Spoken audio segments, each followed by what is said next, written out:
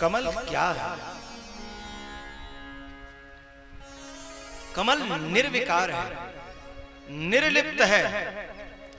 यदि राम की आंखों में थोड़ा भी वशिष्ठ की जगह, वशिष्ठ की ममता आ गई होती, राग आ गया होता, लगाव आ गया होता, तो रामायण की जगह त्रेता युग में भी द्वापर की तरह महाभारत हो गया होता साहब।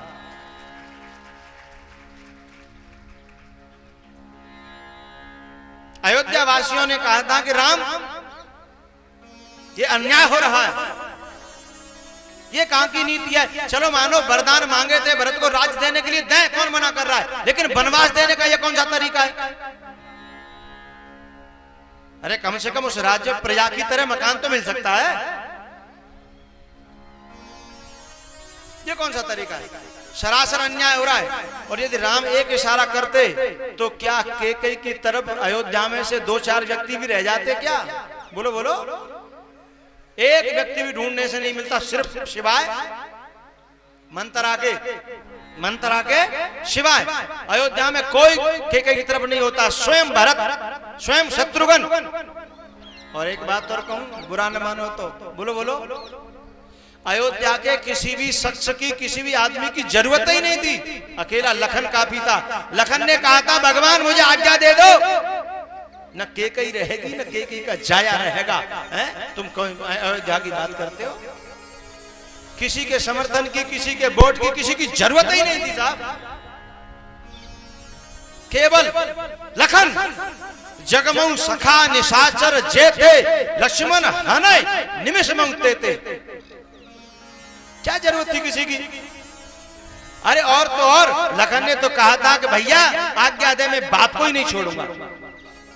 जो ऐसा अन्याय करने के लिए राजी हो गया, एक नारी के कहने पर, नारी के वचन में आकर के, न उसने अयोध्या को देखा, न सीता जी को देखा, न उनके माँ बापों को देखा, न न न न प्रजा को देखा।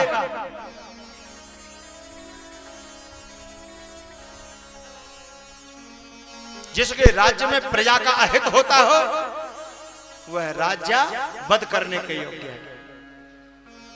लक्ष्मण कहते हैं, लक्ष्मण, वो तो राम जी ने सौगंध दिला दी कि सुमंत भैया, सुमंत काका, मेरे पिताजी को मत कह देना कि ये जो बकबक कर रहा है।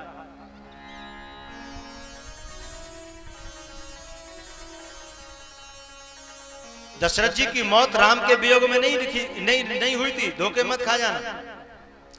दशरथ की मौत राम के वियोग में नहीं हुई थी। कुछ लोग कहते राम के वियोग में दशरथ की मौत हो गई ना। मां से ज्यादा प्यार इस धरती पर बाप का कभी नहीं हो सकता। मां से 1,000 गुना ज्यादा प्यार मां का होता है। जब मां कौशल्या जीवित रह सकती है, मां सुमित्रा जीवित रह सकती है, तो दशरथ जीवित नहीं रह सकते थे।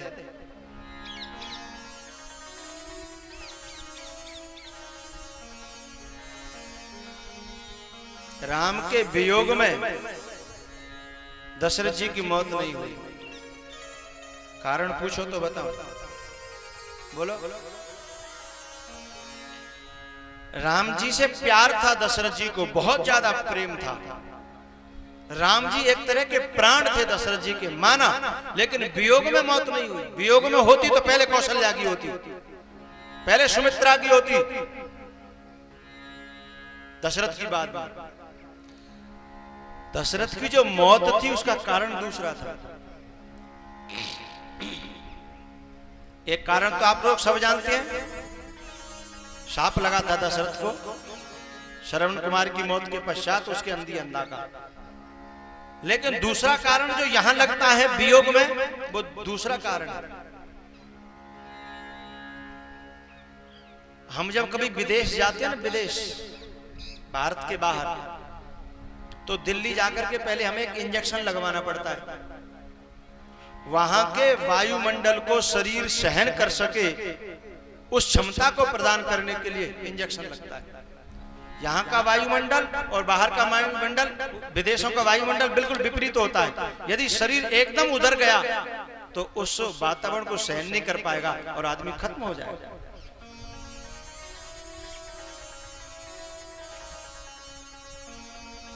तो हुआ क्या,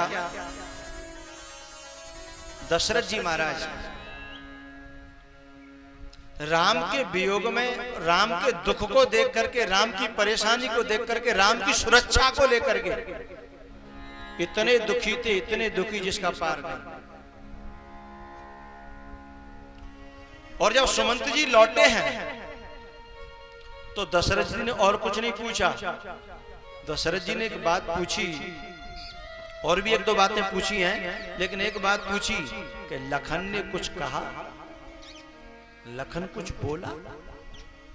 सुमंत बोल नहीं रहे थे लखन के बारे में, लेकिन दशरथ जी ने पूछा कि लखन ने कुछ कहा। तब सुमंत ने एक बात कही, महाराज ये बात मुझे न पूछो तो ही ठीक है। बोले क्यों? बोले लखन ने आपके बारे में ऐसी ऐसी बातें बोली, ऐसी ऐसी बातें बोली कि मैं भी नहीं सुन पाया और आप भी नहीं सुन पाओगे, लेकिन भगवान राम ने मुझे सौगंध दी है, इसलिए मैं तुम्हें बता नहीं सकता। किसकी? लखन की बात है, वहां मत कहना। इसका मतलब इतनी बुरी, इतनी कठोर, इतनी भर्त्सनात्मक बात कही होगी कि राम ने सौगंध खिला दी। इस बात को सुनकर के दशरथ को दुख नहीं हुआ, इतनी बेहद खुशी हुई, इतनी बेहद खुशी हुई कि दशरथ जी को एकदम दुख से, भयंकर दुख से भयंकर सुख हुआ तो शरीर सहन नहीं कर पाया और दशरथ जी को अटैक पड़ गया और दशरथ जी की मौत हो गई। अब आप कहो खुशी कैसे हो गई? इतने बुरे बुरे वचन कहे, उसका कारण था राम जी की सुरक्षा को लेकर के दशरथ को चिंता थी, लेकिन जब राम जी की रक्षा के लिए अपने बाप तक को नहीं छोड़ रहा लखन, तो इसका मतलब है कि लखन दुनिया में किसी को उंगली उठाने नहीं देगा और राम को टच करने नहीं देगा। इस बात की खुशी में दशरथ के प्राण चले गए साहब। अब लखन उसकी सुरक्षा में है, अब राम का कोई कुछ बिगाड़ने वाला नहीं है, राम मेरा सुरक्षित है।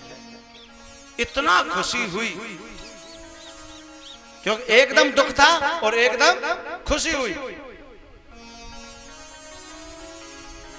लेकिन अभी लौटे यहां, मैं अभी राम जी की विदाई कर रहा हूं। राजीव लोचन राम चले, तज बाप को राज बटाऊंगी ना। नादानों को, हमारी नादान बुद्धि को समझाने के लिए तुलसी ने यहाँ दो शब्द ऐसे दिए कि एक से न समझे तो दूसरे से समझ जाए। राजीव लोचन का अर्थ सही सही समझने के लिए बटाऊं शब्द जोड़ा। राजीव लोचन से न समझा तो शायद बटाऊं शब्द से समझ जाए, लेकिन हम उसे भी समझने की हमारी बुद्धि कोशिश नहीं करती। राजीव लोचन राम चले, तज बाप को राज बटाऊंगी ना। यदि राम जी की आंखों में थोड़ी भी राज्य के प्रति, प्रजा के प्रति, संसार के प्रति आसक्ति होती, ममता होती, तो राम जी बटाऊ की तरह नहीं जाते। बटाऊ माने मुसाफिर, यात्री। जैसे मुसाफिर जब चलता है तो रास्ते में पड़ाव डालता है। आप कभी यात्रा में गए हो लंबी में, तो बीच में पड़ाव डालते हैं, कमरा किराए पे ले लेते हैं, रुकते हैं, लेकिन उस कमरे में आसक्ति थोड़ी करते हैं, ममता थोड़ी करते हैं। उन्हें पता है कि हमें सवेरे छोड़ के बोलो बोलो जाना है। तो जैसे बटाऊ एक सेकंड भी सोचता नहीं है छोड़ने में, ऐसे ही राम जी राज्य को छोड़ने में, अयोध्या को छोड़ने में, दुनिया को छोड़ने में एक सेकंड भी सोच नहीं रहे हैं। इसका मतलब राजीव लोचन राम चले, तज बाप को राज बटाऊ की नाई। राजीव लोचन का मतलब ये होता है एकदम निर्लिप्त। कमल के अब तो ये पत्तले वत्तले जन काय की चल गई हैं, पहले पत्तल कमल के पत्तों की चलती थी। कमल के पत्तों की पत्तल बनती थी और दावत में परोसी जाती थी। मैंने स्वयं उस पत्तल में पुआ खाए हैं, पुआ। तो हमारे बड़े बूढ़े क्या करते, पत्तल आई और भोलुआ, सकोरा कहते हैं, भोलुआ कहते हैं कहीं, उसमें से पानी लिया हाथ में और क्या करते, अरे बोलो तो सही, पानी के छींटा। क्या मजाल है कि एक बूंद रुक जाए, हाँ? छींटा मारे और पत्तल उठाई और उसमें 2 चुटकी मारी, सारा पानी नीचे, पत्तल सूखी की सूखी बिछा दी।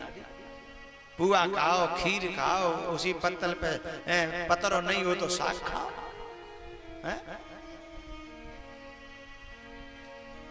उस कमल के पत्ते को 1000 साल पानी के तालाब में डाल दो, उसके बाद उठाओ, एक चुटकी लगाओ, मजाल है कहीं से गल जाए, कहीं से घुल जाए, कहीं से गीला हो जाए।